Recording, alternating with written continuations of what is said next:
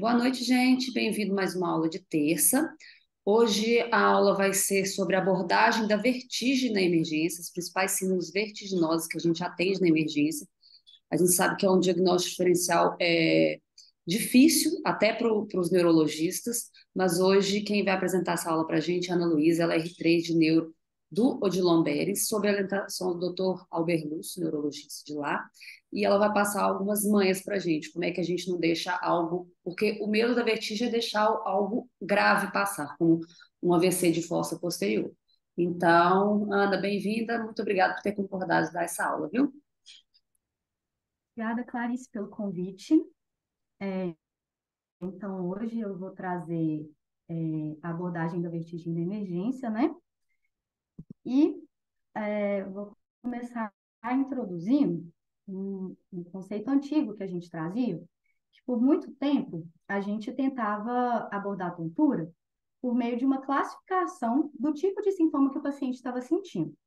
Então, a gente tentava classificar assim, se era uma tontura mais vertiginosa, se era uma tontura mais pré-síncope, uma tontura mais puxando para o desequilíbrio, e até mesmo aquelas tonturas que a gente chama de lightheadedness, que era aquela tontura que o paciente se queixava de uma cabeça vazia e tudo.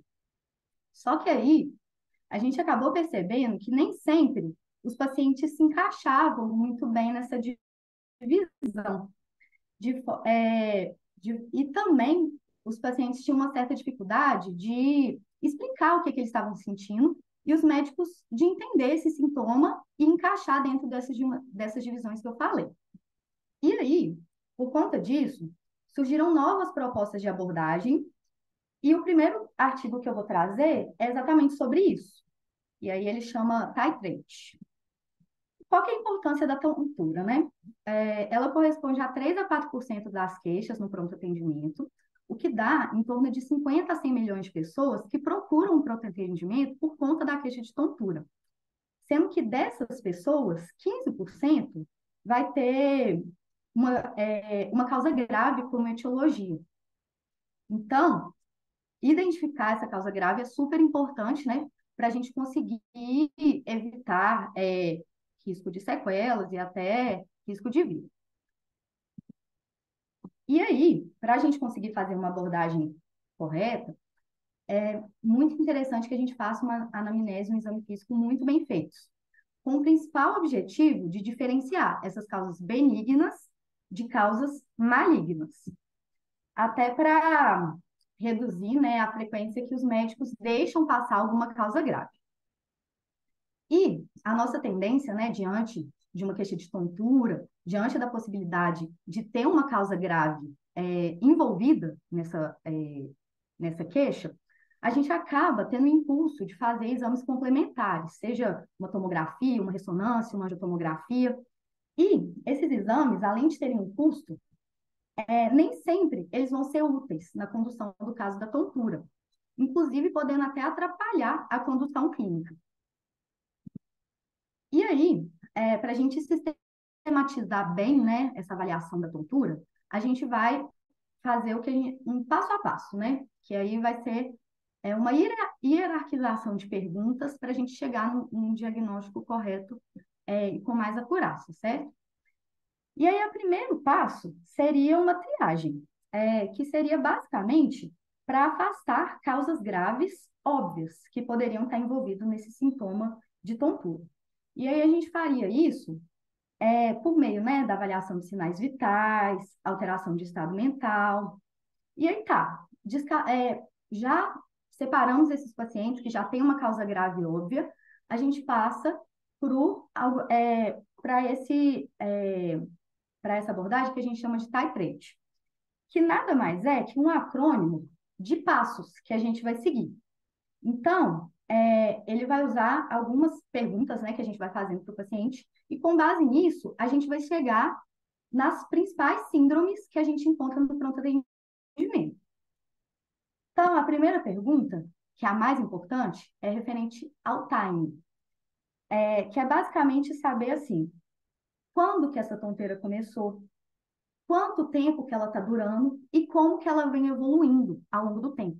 Se ela, por exemplo, é uma tonteira intermitente, que ela vem e volta, se ela é uma tonteira aguda, mas contínua, ou se ela já é uma tonteira crônica. O que vai importar para a gente hoje, né, seriam essas tonteiras episódicas e essas tonteiras agudas. Em segundo lugar, a gente já vai estar, então, diante, né, de dois tipos, episódico ou agudo. A gente vai pensar nos triggers, que seriam a avaliação de gatilhos relacionados com essa tonteira. Então, assim, a gente procuraria ações, movimentos, situações que provoquem o início da tontura nesses pacientes. E aí, a partir dessas duas primeiras perguntas, a gente já consegue dividir os pacientes em 4 síndromes. E a partir dessas síndromes, aí a gente parte para o exame físico direcionado, que é o exame assim, à beira-leito mesmo, que a gente vai, por meio dele, tentar diferenciar causas benignas de causas malignas. E aí tá, fizemos os exames à beira-leito, ainda não conseguimos descartar uma causa grave. Aí sim a gente partiria para uma propedêutica complementar, que é quando a gente ainda tem uma suspeita de uma causa grave, que a gente ainda não conseguiu excluir por meio dos passos anteriores. E aí agora eu vou falar de cada uma dessas síndromes, como que a gente aborda cada uma delas. Começando pelas síndromes episódicas, que seriam caracterizadas por uma tonteira intermitente, que pode durar segundos, minutos, horas, e que ela é primordialmente caracterizada por episódios múltiplos e espaçados ao longo do tempo. Lembrando que é muito importante a gente perguntar assim, ativamente para o paciente se essa tonteira de fato ocorre em episódios ou se ela realmente é contínua sem melhora. Porque o paciente com tonteira, ele vai chegar e ele vai falar que ele está tonto o tempo todo. Às vezes ele vai ter uma dificuldade de espontaneamente falar que, na verdade, essa tonteira tem períodos de melhora e tudo. Então, é parte, né, da nossa abordagem fazer essa pergunta de forma, assim, ativa. E aí, por meio disso, né, definindo uma síndrome episódica, a gente tem as formas provocada e a forma espontânea. A síndrome episódica provocada, ela então vai ser caracterizada por ataques que, em geral, vão durar segundos a minutos, e é sempre importante, né, nesse momento, também diferenciar se ela é, de fato, provocada por gatilho ou se ela seria apenas exacerbada, ou seja, o paciente já está com a tonteira e, por exemplo, uma movimentação pioraria o sintoma. E aí a gente tem as causas comuns, né, que seria a VPPB e a hipotensão ortostática, e as causas mais graves, que seriam, né, os tumores de fossa posterior e aquela hemorragia que a gente não conseguiu detectar naquele primeiro momento, que está levando à hipotensão. E aí tá, a gente está diante de uma síndrome provocada. A gente vai usar o exame físico para tentar desencadear o quadro, para tentar definir a fisiopatologia por trás dessa tontura. Então, a gente pode, por exemplo, fazer uma avaliação da hipotensão ortostática, né? Fazer as manobras e presenciar uma queda pressórica. E, no caso, fazer a manobra de Dix-Hallpike para tentar presenciar o nistagmo característico da VPPB. Aí, o primeiro vídeo que eu vou mostrar é exatamente sobre a manobra de Dix-Hallpike, que ela é o padrão ouro para o diagnóstico de vertigem, posicional paroxística benigna. Aí, primeiro eu vou narrar, porque o vídeo é um pouco mais rápido. Aí, o paciente dele girada 45 graus para o lado que a gente vai querer examinar. E aí, ele vai partir de uma posição sentada para uma posição deitada, de modo que a cabeça dele vai ficar pendente, esse paciente, nessa posição, por cerca de 60 segundos, para tentar presenciar o nistagmo que vai. E aí, depois, né, dessa observação, a gente volta o paciente para a posição sentada. Aí, a mente deixa o paciente por até uns 60 segundos, é o tempo suficiente.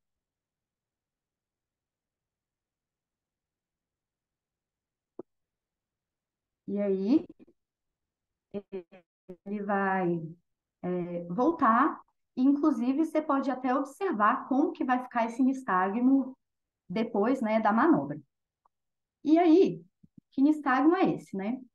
Que nistagmo que a gente está procurando nesses casos? Para identificar a VPPB, nesse caso do canal semicircular posterior, que é, em geral, o canal que está mais acometido nesses casos. É um nistagmo que ele tem uma latência de poucos segundos, com um componente vertical para cima e um componente rotatório que vai bater para a orelha de baixo, que ele vai ter um aspecto em crescente e decrescente. Então, assim, ele vai atingir um pico, né, de intensidade, e depois ele vai resolvendo aos pouquinhos, até que ele cessa. Então, assim, a duração que ele costuma ter, em geral, é menos de um minuto. Lembrando que ele também, né, ele é fatigável. Então, se a gente ficar repetindo a manobra diversas vezes, eventualmente esse nistagmo não vai mais aparecer. E quando a gente coloca o paciente sentado, eventualmente pode ser que o nistagmo inverta de direção, mas isso não é indicativo de lesão central, isso é bem característico da lesão periférica, né, que seria a VTPB. E aí agora eu vou mostrar como que ele se apresenta, tá? Aí, só para explicar, no começo eu não deixei muito bem apresentado, mas a paciente, né, estava deitada e aí ela não estava, o olho dela não estava apresentando nenhum tipo de movimento anormal. E aí a gente posicionou ela de forma a colocar na manobra do Dix-Hallpike e observamos o que aconteceu.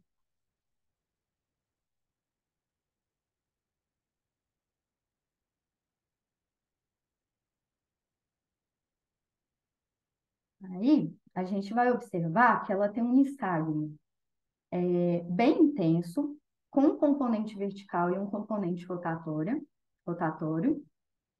que aos poucos ele vai reduzindo de intensidade.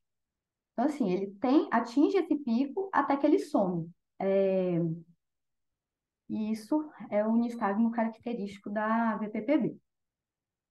E o tratamento da VPPB também é feito por manobras. No caso, eu vou dar aqui o exemplo da manobra de Epley, que é basicamente a continuação, né? Ela começa com uma manobra do Dix-Hallpike. E aí a gente vai movimentando a cabeça do paciente de 90 em 90 graus e esperando 30 segundos entre cada movimentação, a fim de é, corrigir, né, a VPPB. Aí eu vou mostrar agora.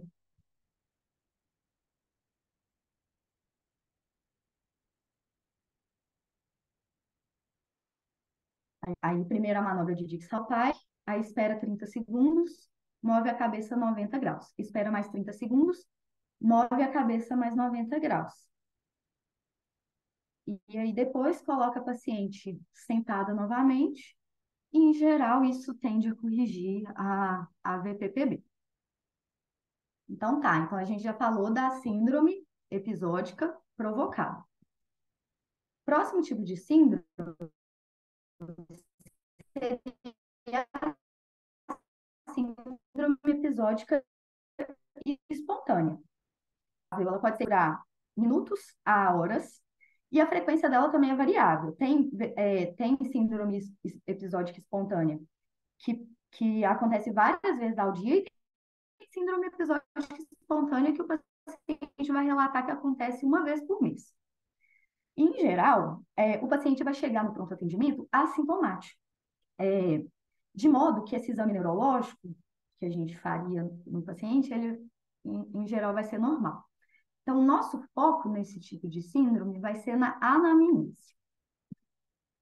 Por quê? As principais causas associadas a essa síndrome episódica espontânea, elas vão ter sintomas típicos associados. Então, por exemplo, na migrânia com fotofobia, na síncope vasovagal, a gente poderia ter uma perda de consciência, turbação visual, palidez, sudorese. No ataque de pânico, a gente poderia estar associado a medo e ansiedade. E nas causas graves, como no caso das cerebrovasculares, a gente poderia ter outros déficits associados, uma dor crâniocervical. Nas cardiorrespiratórias, né, outros sintomas associados, um eletrocardiograma alterado, uma queixa de uma dor no peito, uma queixa de uma dispneia. E na causa endocrinológica, que seria a hipoglicemia, o paciente pode acabar relatando uma sensação de fraqueza, pode inclusive ter déficits focais também. Mas, infelizmente, esses achados típicos, eles também podem estar ausentes em 25 a 35% dos casos, o que torna essa avaliação um pouco mais difícil. E aí, esse é o primeiro fluxograma da aula, que é basicamente a primeira divisão das síndromes, né, que seria a síndrome episódica, que a gente definiu como episódica por meio da primeira pergunta, né, que seria referente ao tempo, e aí a gente dividiu naquelas síndromes que são provocadas e nas síndromes espontâneas. Diante de uma síndrome provocada, com um Dix-Hallpike positivo, nistagmo típico, aí a gente faria a manobra de reposicionamento. Ah, não, a gente fez um Dix-Hallpike, mostrou um nistagma, mas é um nistagmo atípico, não é um nistagmo típico da VPPB. Aí é interessante a gente partir para uma propedêutica complementar, né, para avaliar lesões na fossa posterior. Ah, não, o Dix-Hallpike veio negativo, mas as manobras de hipotensão ortostática vieram positivas. Aí seria uma avaliação para entender o motivo dessa hipotensão ortostática. Ah, não, veio tudo negativo, não mostrou Dix-Hallpike nistagmo típico, as manobras de hipotensão ortostática também não demonstraram nada. Aí a gente faria, né, um acompanhamento patológico. E aí, nas síndromes espontâneas, aí às vezes, né, o paciente vai ter uma história de uma migrânia, vai ter uma história de doença de Meniere, não vai ter um risco cardiovascular alto, não vai ter um risco alto de AVC, aí a gente pode até medicar o paciente por conta do sintoma e tudo, e aí fazer um encaminhamento também especializado. Ou então, o paciente tem outros achados típicos, um achado de síncope vasovagal, um histórico de ataque de pânico, aí a gente também faz o encaminhamento conforme necessidade. Ah, não, o paciente apresentou uma história atípica, não está encaixando muito bem em nenhuma etiologia específica, ou então ele tem um alto risco cardiovascular, um alto risco de ter um AVC, aí a gente já tem que investigar as outras causas mais graves, né? Que seria o AIT, arritmia, tromboembolismo, hipoglicemia. Então, aí a gente fechou o bloco das síndromes episódicas. Agora a gente vai partir para o outro bloco, que é o bloco das síndromes agudas. As síndromes agudas, elas vão envolver uma tontura que o paciente vai referir que é aguda, persistente e que dura dias a semanas. E é primordialmente caracterizado por um episódio único e prolongado. Lembrando que ela costuma ter uma evolução num curso monofásico, com um pico precoce na intensidade dos sintomas. Então, assim, a partir do momento que o paciente começa a ter tontura, ele já vai falar que está na sua intensidade máxima e, aos poucos, né, essa intensidade vai reduzindo de forma gradativa. E aí, existem também duas formas de síndrome aguda, que seria aquela síndrome pós-exposição e a síndrome espontânea. No caso da síndrome pós-exposição, é aquela que vai estar diretamente relacionada ou com trauma ou com uma exposição tóxica, seja a toxinas, drogas, medicações, e vai ser caracterizado por um ataque único, agudo e que vai se resolvendo gradualmente à medida que a exposição é cessada.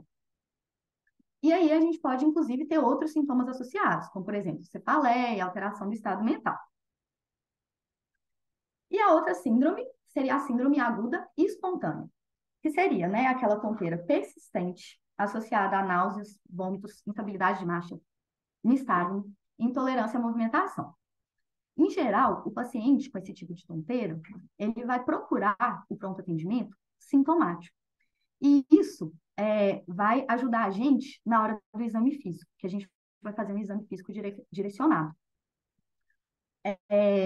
E lembrando, né, que, mais uma vez, é muito importante a gente diferenciar uma síndrome episódica provocada em que o paciente, em repouso, está normal, não está com nenhum sintoma, daquele tipo de paciente que já está com sintoma, mas aí alguma movimentação, algum gatilho pioraria, só pioraria a síndrome, não provocaria ela. E aí tá, aí a gente tem, né, dentro das causas das síndromes agudas espontâneas, uma causa benigna e comum, que seria a neurite vestibular, e uma causa grave e comum, que seria os AVCs, né? Lembrando que nesse tipo de AVC, os déficits focais vão estar presentes em menos de 20% dos casos. Então, nem sempre, né, vai ser tão óbvio assim para a gente pensar num AVC com um paciente que chega somente com uma queixa de tontura. E é aí que a gente aplica o RINS.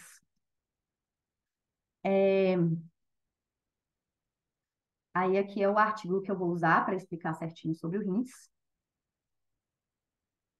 E o objetivo do RINS é basicamente diferenciar uma síndrome aguda espontânea de etiologia central de uma síndrome aguda espontânea de etiologia periférica.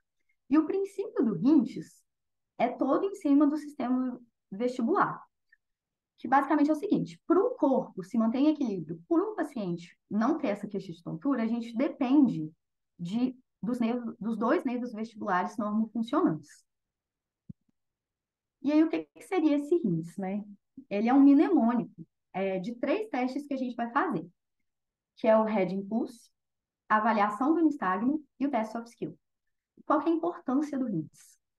Ele tem uma sensibilidade maior do que a própria ressonância na detecção das síndromes vertiginosas agudas de etiologia central, quando o paciente chega nas primeiras 72 horas.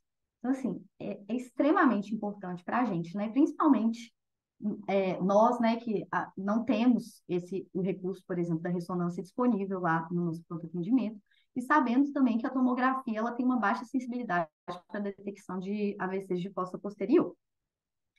Então, agora a gente vai destrinchar o RINS, né? Primeiro exame do RINS é o que a gente chama de Head Impulse, que ele vai avaliar a ativação do nervo vestibular e a integração com os movimentos oculares. Aí aqui eu vou mostrar um vídeo de como que faz esse exame. O paciente vai estar sentado de frente para o examinador e vai fixar os olhos no nariz do examinador. O examinador vai pegar a cabeça do paciente, mover de um lado para o outro. E aí, depois, rapidamente, ele vai mover a cabeça do centro para a direita e do centro para a esquerda. De modo que a velocidade dessa movimentação tem que ser rápida, é uma movimentação de baixa amplitude e o paciente não deve saber que isso vai acontecer, o teste tem que ser imprevisível. Aí é o examinador fazendo, né? E aí é a visão do examinador, quando ele está fazendo. Aí vai, ó, do centro para a esquerda, né? Aí depois da esquerda para a direita, da direita para o centro. E ele vai observando como que fica essa fixação do olhar à medida que ele vai fazendo esse teste. E o que que a gente espera, né? Um paciente normal, se a cabeça dele é movida para um lado, o olho tem que ir para o lado contralateral para manter a fixação do olhar. Quando o reflexo está alterado, a gente tem um atraso nessa fixação. E isso é indicativo de lesão periférica.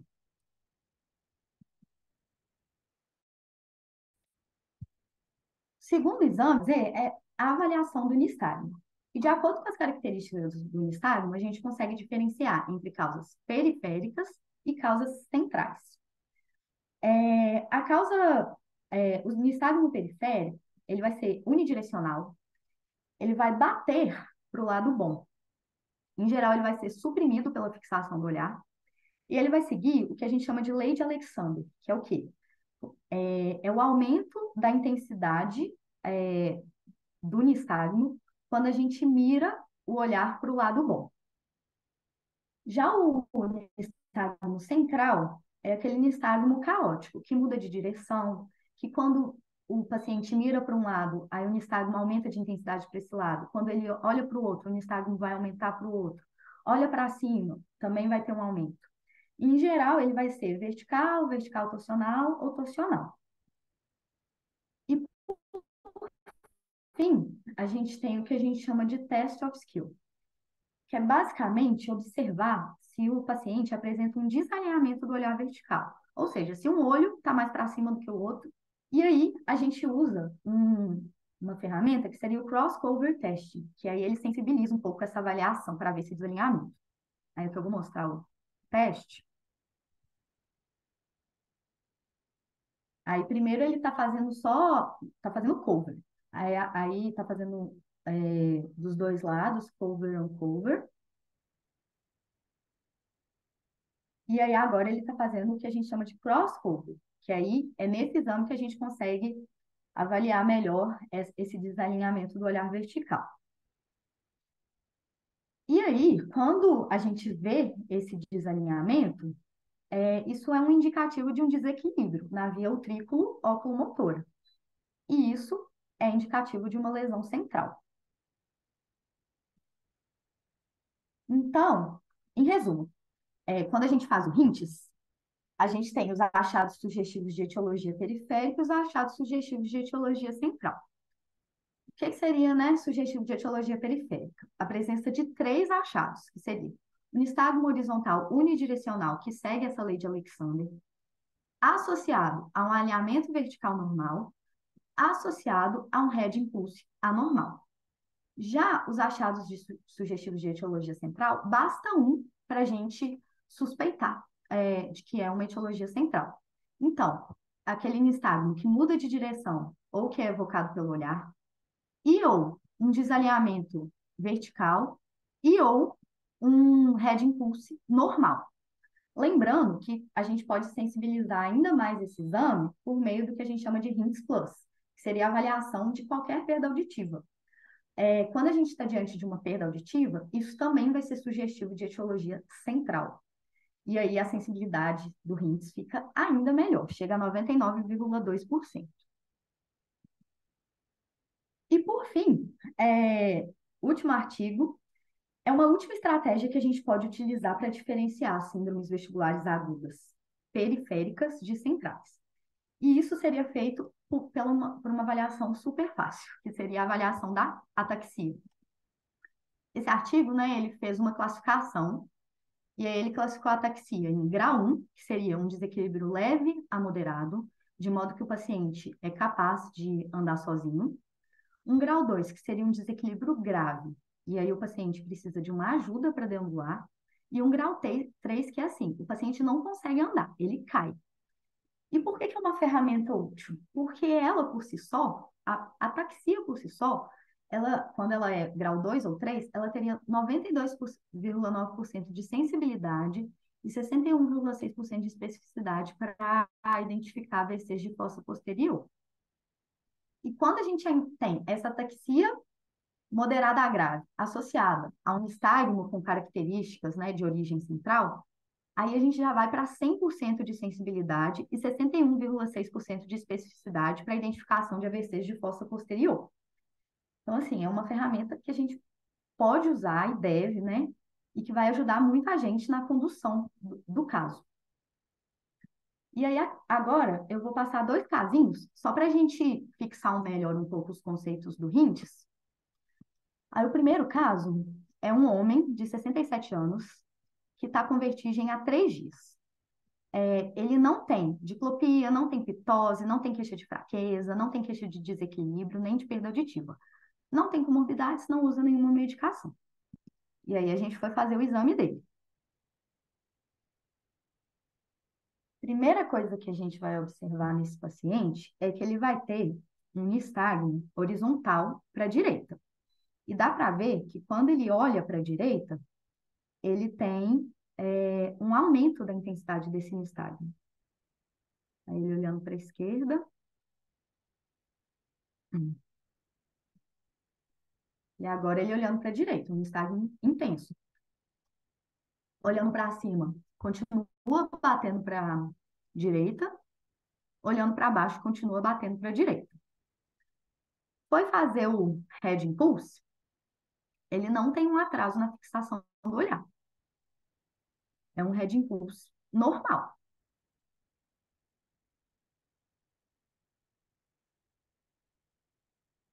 Nenhum dos lados, fez para os dois lados e ele não atrasa essa fixação do olhar.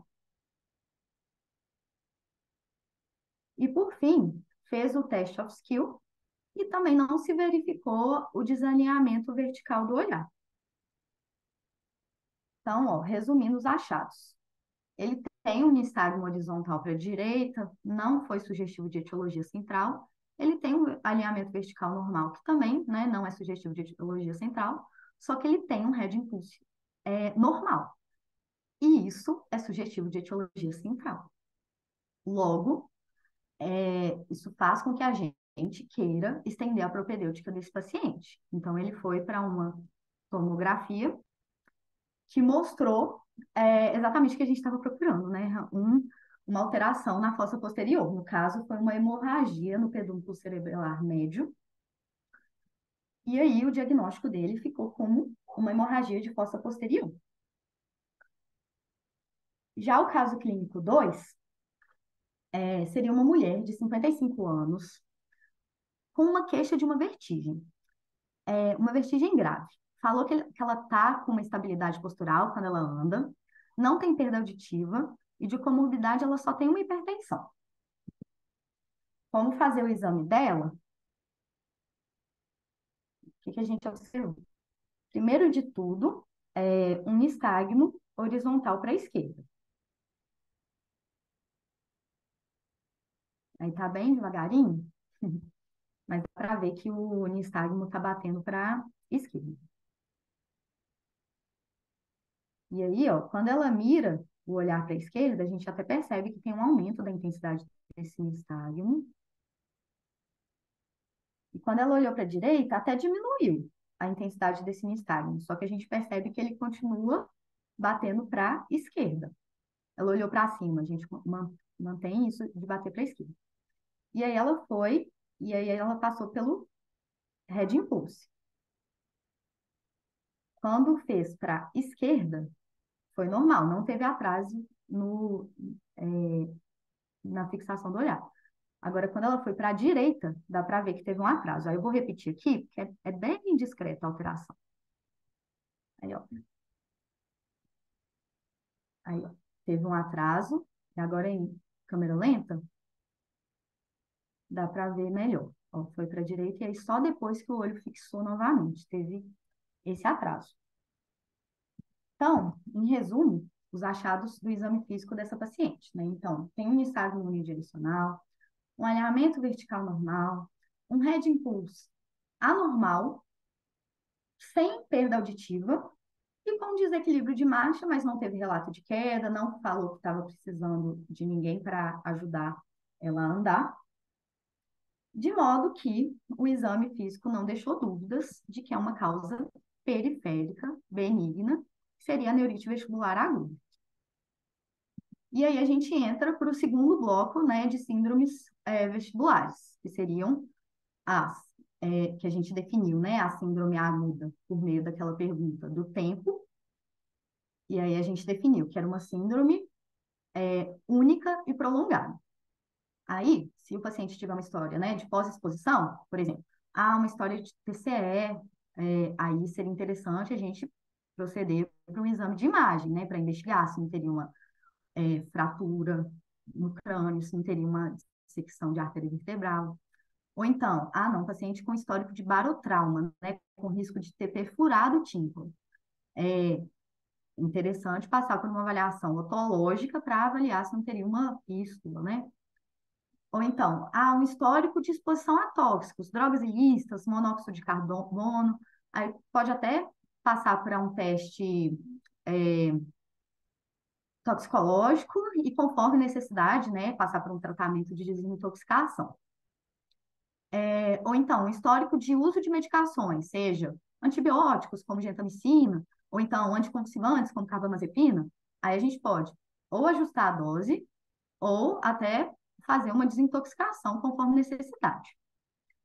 Aí isso seriam as síndromes agudas pós-exposição.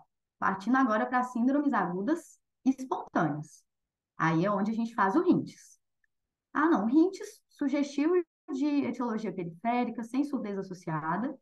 A gente pode até fazer uma medicação, tipo Dramin, e aí é segmento, é um curso benigno, tende a melhorar ao longo dos dias.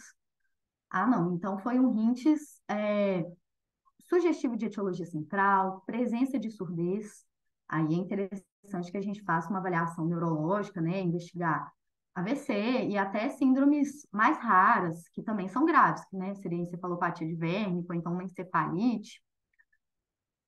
Fez o rintes, o paciente não estava com nistagmo, né? Que para a gente fazer o rintes, a gente precisa da presença do nistagmo. Aí a gente faz um segmento médico, assim, mas nada, nenhuma conduta específica para o momento, tá certo? E aí tá. Então, para resumir essa aula de tontura, né? É, é, a mensagem que fica, né, é que a gente precisa, e a gente tem, né, de ferramentas direcionadas e que são muito úteis na avaliação do paciente com tontura para a nossa tomada de decisão. A primeira delas, né, que a gente usa é o titrate, em que a gente investiga o tempo, os gatilhos e faz o exame direcionado. Lembrando que o tempo de evolução, a forma de início, a forma que dura, né, como evolui, é a parte mais importante, né, é a pergunta mais importante, porque é ela que vai guiar todo o resto do raciocínio. Quando a gente está diante, né, de uma síndrome vestibular aguda espontânea, o RINTES é o pilar, é a nossa peça-chave, é um exame útil, sensível, específico, custo efetivo, né, não tem custo, e que vai ajudar a gente, né, a diferenciar causas graves de causas benignas. E lembrar que é sempre muito importante a gente associar tudo, né, qualquer sintoma, né, na verdade, com o contexto clínico do paciente e o restante do exame físico. Isso também pode ajudar a gente na tomada de decisão, tá certo? Aí essas foram as minhas referências, e é isso.